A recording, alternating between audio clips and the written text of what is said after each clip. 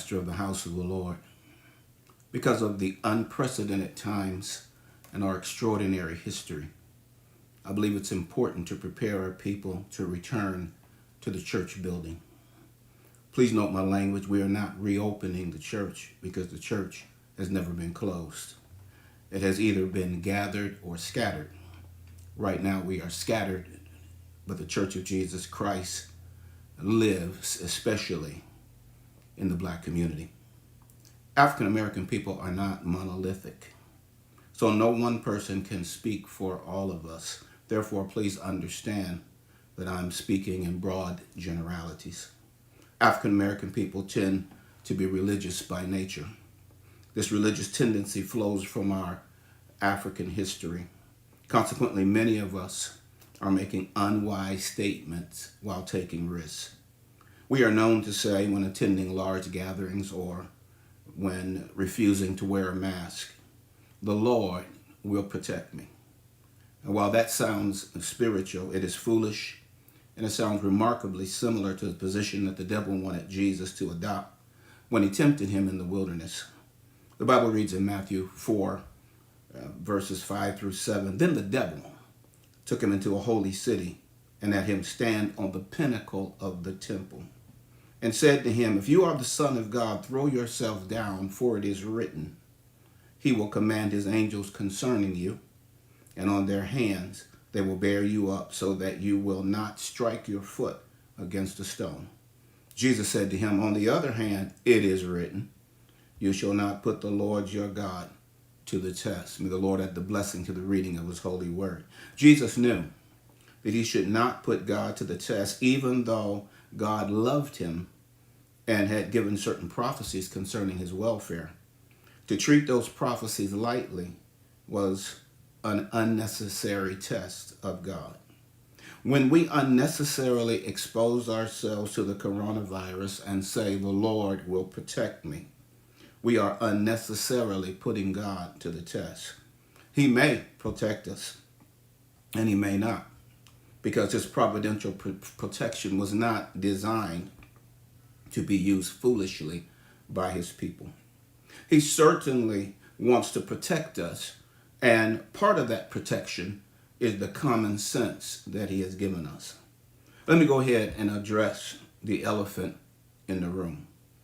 As black people, we are suspicious of the government, the medical community, and even our own brothers and sisters with good reason. Our suspicions grow out of the history of being betrayed, and we don't need to recount that history here and now. So many of us are caught up in conspiracy theories. We don't believe that the coronavirus is real, or we believe that it has been released on us for some ulterior motive or motives. We are suspicious of the medical community. That is both their practices and their labeling. We wonder whether deaths are being properly classified and labeled. Some of us believe that this is a trick of the devil or the government to close churches, etc., etc., etc.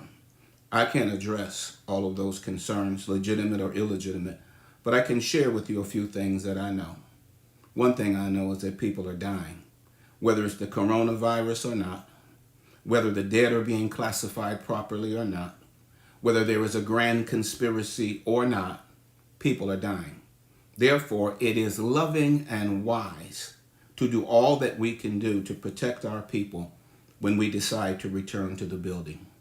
Therefore, we will take many measures to ensure your safety when we regather.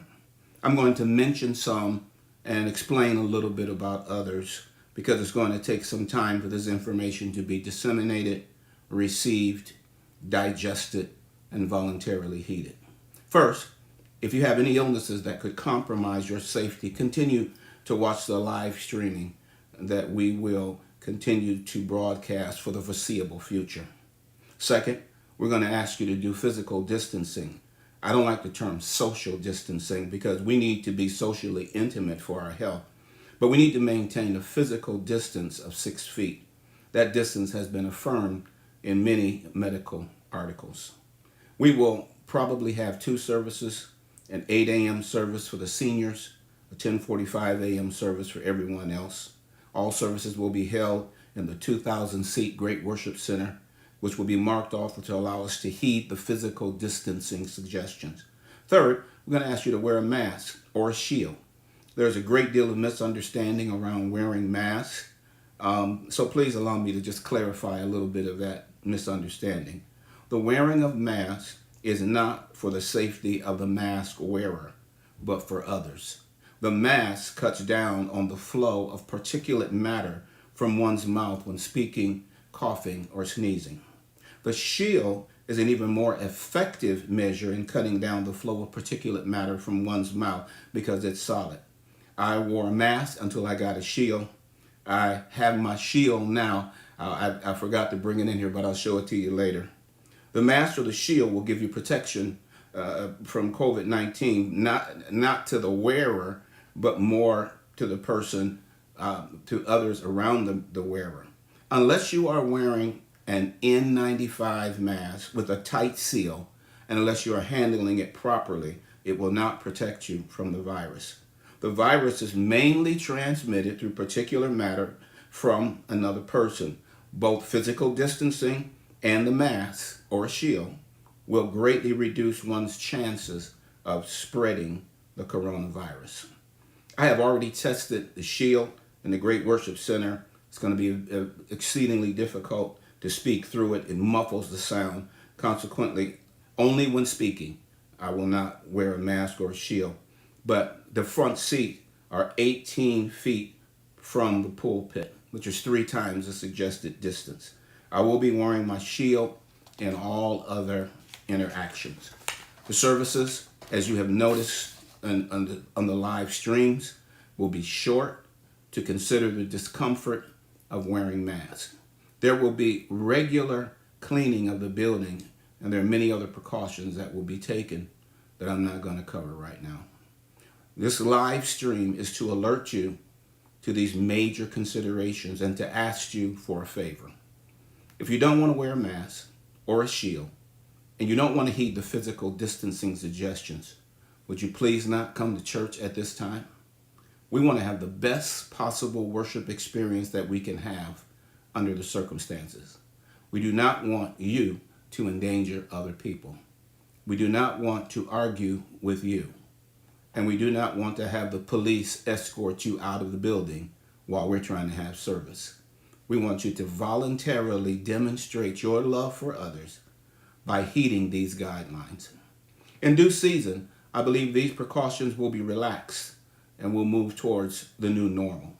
Paul's words to the church at Corinth concerning speaking in tongues is applicable here. He wrote, 1 Corinthians 14:40, but all things must be done decently and in an orderly manner.